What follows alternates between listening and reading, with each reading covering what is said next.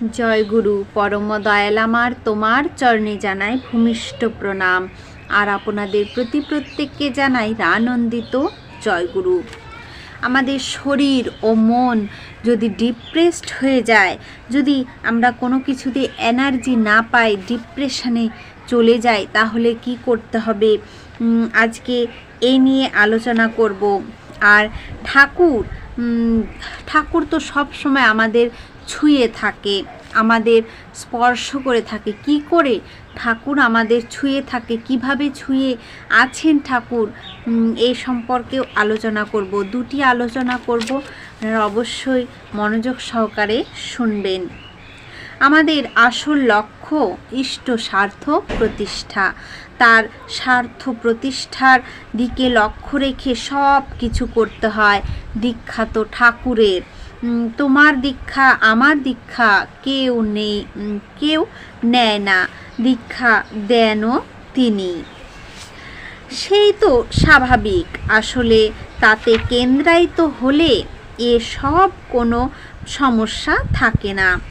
আমি যদি 16 আনা ইষ্টের হই, তাহলে কোনো অসুবিধাই থাকে না। আমি মানে কি? তুমি আমি, সবার ক্ষেত্রেই কিন্তু তাই। এখানে আমি মানে শুধু আমি তা কিন্তু নয়, আমি তুমি তোমরা সকলেই। যারা নতুন এসেছে, মানে নতুন দীক্ষা নিয়েছে, ঠাকুরের কাজ করে আনন্দ পায়, হয়তো তাদেরকে উৎসব করতে চায়, তখন তাদের বোঝাতে হয় হ্যাঁ, উৎসব করা ভালোই, কিন্তু এমন করা উচিত না যার ফলে যেখান থেকে আমরা সব জানছি, সব পাচ্ছি, সেখানকার কাজের কোনো বিঘ্ন হয়। যারা নতুন দীক্ষা নিয়েছে, তাদের বয়স যাই হোক, এ কাজে তারা কিন্তু শিশু। আমরা যেমন একটা টিচার যদি স্কুলে পড়ান, তো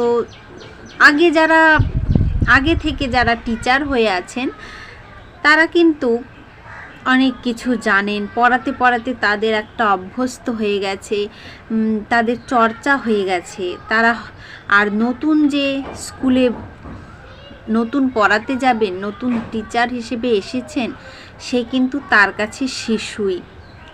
তাই এমনটাই বলেছেন, যারা আগে দীক্ষা নিয়েছেন তাদের কাছে যারা নতুন, তারা কিন্তু শিশু। তাদের বলে বোঝাতে হয়, বললেই বুঝবে তারা। তারা তো ঠাকুরকেই ভালোবাসে।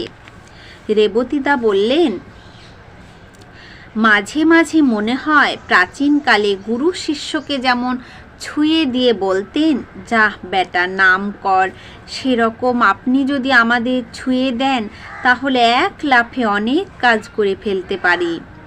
শ্রী শ্রী পিতৃদেব বললেন, দূর পাগল, ঠাকুর তো সব সময় আমাদের ছুঁয়েই আছেন। ঠাকুর আমাদের ভিতরেই আছেন।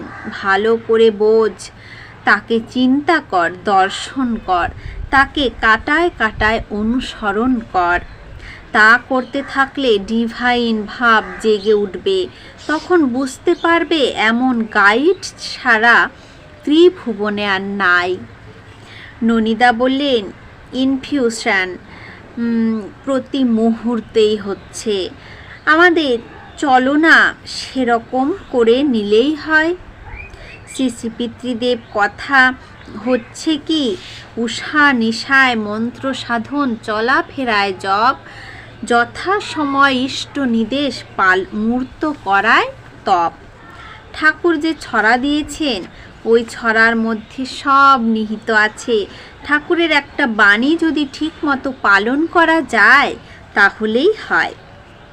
জপ মানে কি? কার জপ করছি? তার নাম জপ করছি। নাম আর নামই অভেদ্য। তার নাম করতে থাকলে তিনি বিরাজ করেন আমার ভিতরে। হয়তো আমি তা রিয়েলাইজ করিনি, আপনি রিয়েলাইজ করেছেন। সেরকম আমি যদি রিয়েলাইজ করতে পারি, বুঝতে পারি, মন প্রাণ দিয়ে অনুভব করতে পারি, তাহলে দেখতে পাবো সব সময় তিনি ছুঁয়ে আছেন। এটা কথার কথা নয়, সত্যি কথা। আমরা যদি মন প্রাণ দিয়ে নাম করতে পারি তাহলে নিশ্চয়ই তাকে কিন্তু আমরা অনুভব করতে পারবো, আর তখনই কিন্তু আমরা বুঝতে পারবো যে তিনি আমাদের ছুঁয়েই আছেন।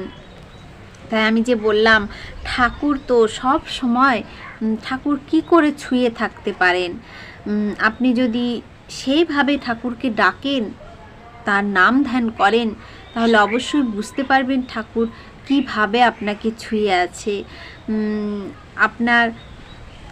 আপনি নামের মাধ্যমে ঠাকুর দর্শনও করতে পারবেন।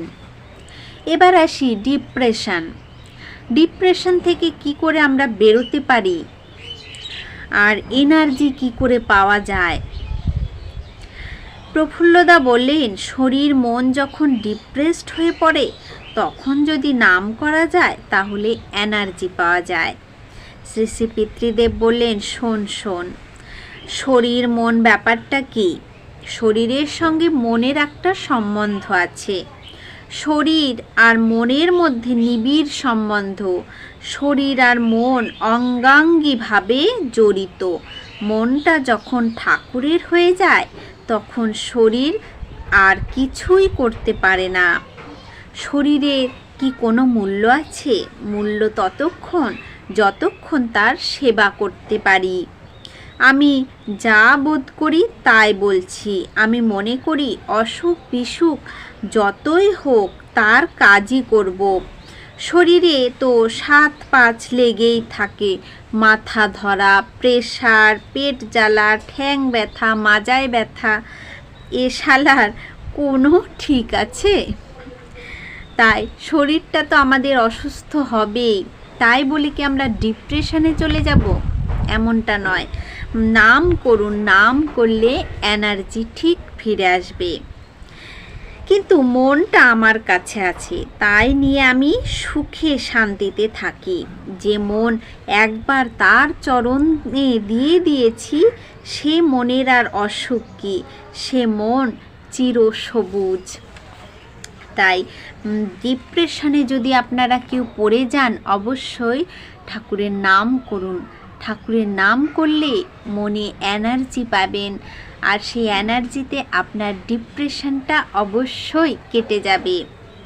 আর শরীরের আমাদের অসুখ বিসুখ হতেই থাকে, সেই নিয়ে ভাবলে চলবে না। শরীর যাই হোক না কেন মনটা তো আমাদের ভালো আছে, মনটা তো আমরা ঠাকুরের চরণে দিয়ে দিয়েছি। আর ঠাকুর যদি আমাদের ভালো রাখে অবশ্যই আমরা ভালো থাকবো। আমাদের মনটাকে চিরসবুজ রাখতে হবে, এইটুকুই ব্যাপার। জানি না আপনারা বুঝেছেন কি না। তবে সকলে ভালো থাকবেন। আজকের আলোচনা প্রসঙ্গ এই পর্যন্তই। জয় গুরু।